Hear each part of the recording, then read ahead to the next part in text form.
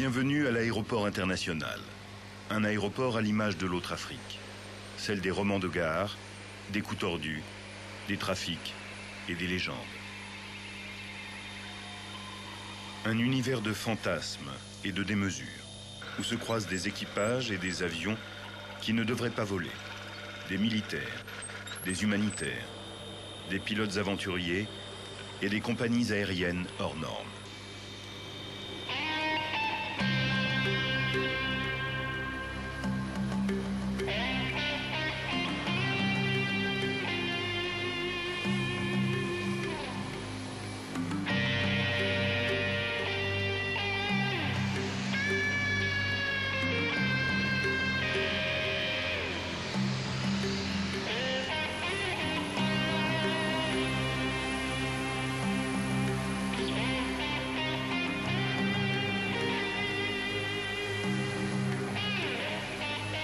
Jouan, commandant de bord, est toujours vivant. Même si son vieux Boeing fuit l'essence, même si depuis une quinzaine d'années, il transporte 17 000 litres de carburant, 3 fois par jour, pour ravitailler les mines diamantifères au nord-est de son pays.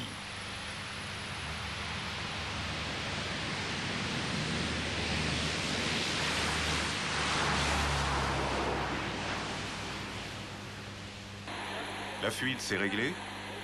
Oui, c'est bon. À la dernière révision, ils ont mis de l'enduit dessus. Ils devront le réparer vraiment à la prochaine visite. Si on enlève l'enduit, c'est mauvais, on ne peut pas voler.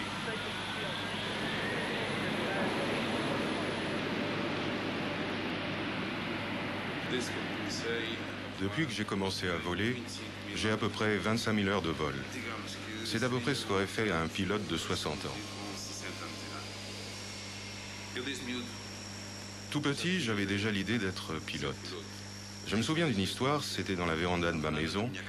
J'alignais des chaises les unes derrière les autres et j'installais nos cousins quand ils venaient nous rendre visite. Je m'installais à l'avant en imitant le bruit de l'avion avec la bouche. On faisait un voyage d'1 heure environ et comme j'étais l'aîné, je leur interdisais de partir. Ils étaient obligés de rester à leur place. Et moi, j'étais là à faire le bruit de l'avion et à regarder de temps en temps en arrière pour voir si personne ne tentait de s'en aller. À cette époque, ma sœur faisait l'hôtesse de l'air. Elle passait dans la rangée distribuer de l'eau. C'est comme ça que l'histoire a commencé. Calços os 25, não? Please. Start, cut out. There you go.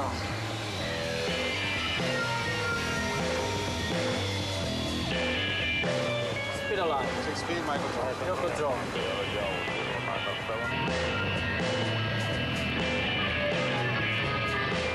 Flight level 190, up to departure. 80 knots.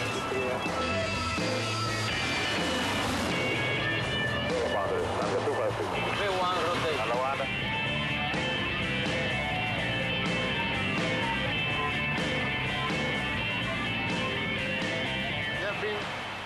On a toujours vécu avec la guerre dans ce pays. C'était la guerre avant, à l'époque de la colonisation portugaise. Après la colonisation, on a accédé à l'indépendance et on a eu la guerre pour toujours. J'ai dû affronter la guerre depuis que je suis né dans ce pays. C'est un spectre qui vit à l'intérieur de nous. Celle de la mine de diamants de Nzage. Pour les mines, nous transportons de tout. De la nourriture, du carburant, de l'huile. La piste de Nzage n'est pas faite pour recevoir des Boeing et des avions aussi lourds. Du coup, elle est abîmée, caoutteuse. La piste mesure 1800 mètres. C'est un peu court pour ce genre d'avion.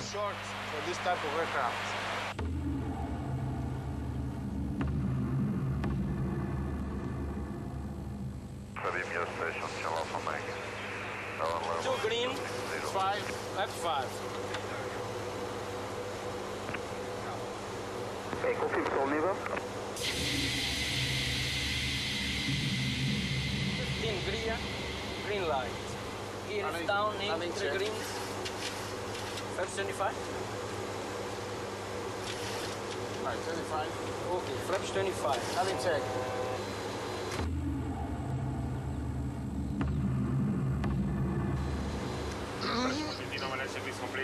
Kazanji, 6-8 na finală 26.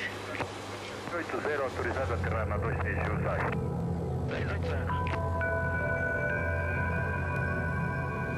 500 barometric.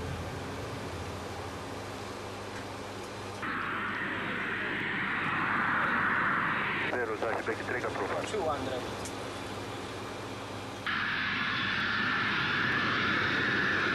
On the runway.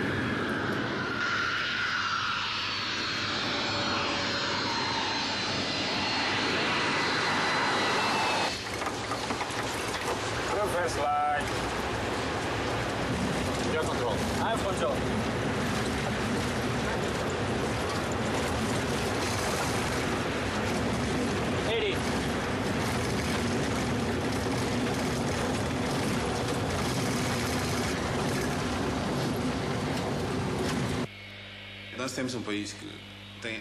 Nous sommes dans un pays où l'infrastructure aéronautique est complètement dégradée.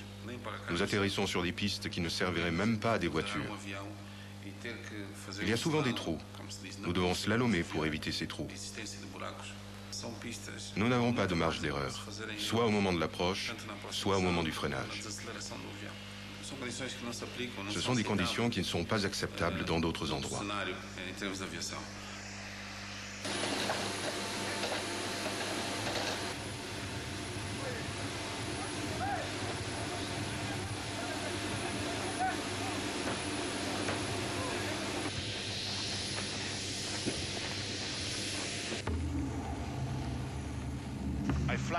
Il y a 2 ans, j'ai volé sur cet appareil de Miami à Luanda pour TAC Charter. C'est dommage. C'était un accident à l'atterrissage.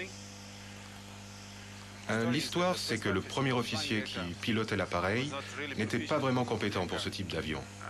Et il n'avait pas volé sur cet appareil depuis longtemps. Ils disent qu'ils ont eu un problème avec le siège.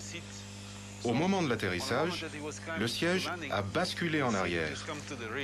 Alors, le pilote s'est agrippé aux manches et il a tiré dessus, l'avion s'est cabré et boum, il s'est écrasé sur la piste. C'était un bon appareil. C'est triste de voir comment ça s'est terminé. C'est la fin de l'avion.